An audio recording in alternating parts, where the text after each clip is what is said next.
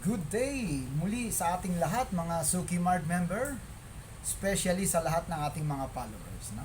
Ito po muli ang inyong CEO sa Suki Mart, walang iba kundi si Pastor Kevin Alapar. So, ready ka na ba magnegosyo, Suki Mart member? So, kung ready ka na, pag-uusapan natin ano ba ang mga pwede mong kaharapin kung ikaw ay magninegosyo. So, ito po pag-uusapan natin at ang isi-share ko sa inyo, ito po ay personal experience ko bilang isang negosyante almost 35 years plus na. No?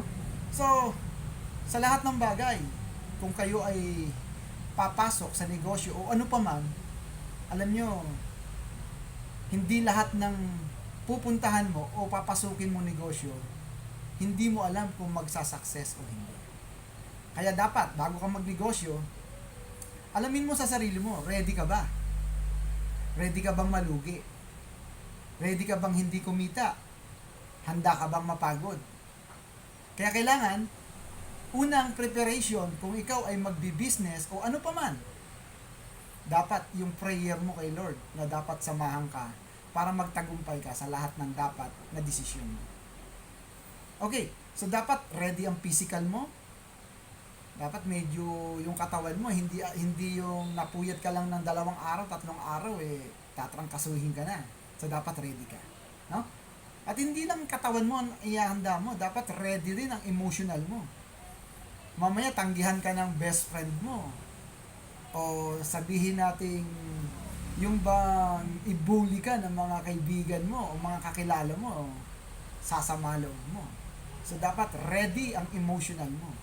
At higit sa lahat, dapat ready ang spiritual mo. Kasi pag hindi ready ang spiritual mo, at bigla kang kumita ng malaki, instead na sumaya ang pamilya mo, baka maging problem pa para magkagalit-galit kayo o magkaroon ng tinatawag na family problem.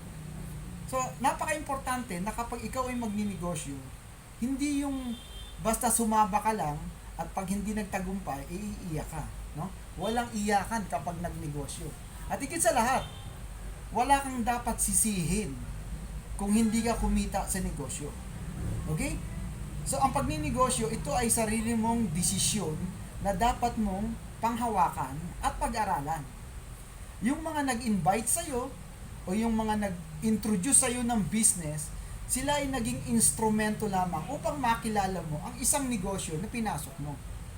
Pero ikaw at ikaw pa rin ang magdidesisyon, brother and sister, dahil ikaw ang nagmamay-ari sa negosyo mo.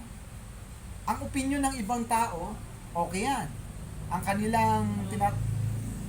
kanilang tinatawag na decision na sinasabi natin na pwedeng ituro sa iyo, okay yan. Pero ikaw at ikaw pa rin ang magdidesisyon sa negosyo mo. Bakit? Negosyo mo yan. Okay? Sa negosyo, hindi po pwede dito yung tinatawag nating pusong mamon. Yung bang napagsabihan ka lang, isasama na loob mo, isasarado mo na negosyo. Hindi ganyan ang magiging takbo ng sistema ng desisyon ng isang negosyante. So, ano ang gagawin kung for example, nahaharap ka sa tinatawag na obstacle o problema sa business? Mahina ang negosyo. Walang benta. Sabihin natin na nalulugi unti-unti ang negosyo. Nababaong ka sa utang dahil ang negosyo mo ay kailangan mong ponduhan, pero yung pera mo nauubos. So, maraming parte o magiging obstacle sa business.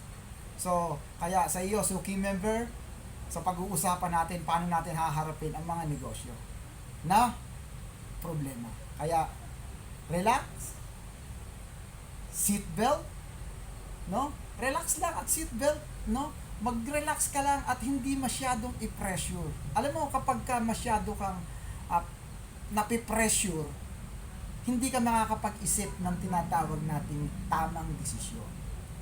So, para makapag-isip ka ng tamang desisyon, lalo na kung nahaharap ka sa mga malalaking problema, number 1 na gagawin mo, prayer. Napaka-importante niya. Mag-pray ka muna at makinig ka ng mga tinatawag nating worship song, no? Worship song, ibig sabihin yung mga kantang makakapagpababa ng iyong damdamin. Hindi masamang mag-isa ka muna, mag-relax ka muna. Mag-relax ka muna sandali at bago ka magdesisyon ay magmuni-muni ka muna. Okay? So, very important na kapag ka meron kang kinakaharap na problema sa iyong business, huwag maging panic o yung para bang masyado kang ninenervyos at hindi ka yung padalos-dalos ang decision mo. Okay? So, very important, kung for example, nahaharap sa business, number one mong gagawin, mag-relax ka muna. Huwag ka muna masyadong magalit o magkaroon ng tinatawag na desisyon na para ikakasira ng iyong negosyo. Okay, number two, na kailangan na dapat i-apply mo sa iyong negosyo kung andun ka sa tinatawag na panic, no? Makipagkwentuhan ka sa mga taong positive. Okay? Huwag ka makikipagkwentuhan sa taong puro sisi ang gagawin. Na ang lagi sabi ko na sa'yo. Mali yan eh. Kasi ikaw eh. Huwag kang pupunta o makikipagkwentuhan sa mga taong ang gustong mangyari ay ibagsak ka. No. Huwag mong gagawin yan. Makipagkwentuhan ka sa mga taong magtataas sa moral mo o tataas ang confidence mo. Okay? So napakahalaga niyan. Kapag nasa negosyo ka at ikaw ay bagsak, huwag kang sasama sa mga taong alam mong ibubuli ka. Kasi pag ibinuli ka, lalo kang babagsak. No? Kahit sabihin nating mahal mo sa buhay, kapatid mo, asawa mo, o whatsoever, basta't alam mong ang gagawin ay ibubuli ka, huwag kang makikipagkwentuhan sa kanila. Iwasan mo muna sila. So, anong gagawin? Prayer at makipag-usap ka sa mga taong itataas yung tinatawag na moral mo. Okay? So, kaya mga Suki member, no? Step by step, part by part, pag-uusapan natin ang mga dapat nating gawin bilang isang negosyante para maging successful tayo sa negosyo. So, muli po, next next episode, pag-uusapan natin yung mga susunod pa. So, muli po, maraming salamat sa ating lahat at thank you very much sa inyong pagsubaybay. So, ito po muli ang inyong kaibigan, kasama ang inyong CEO, walang iba kundi si Pastor Kevin Alafar. Bye-bye!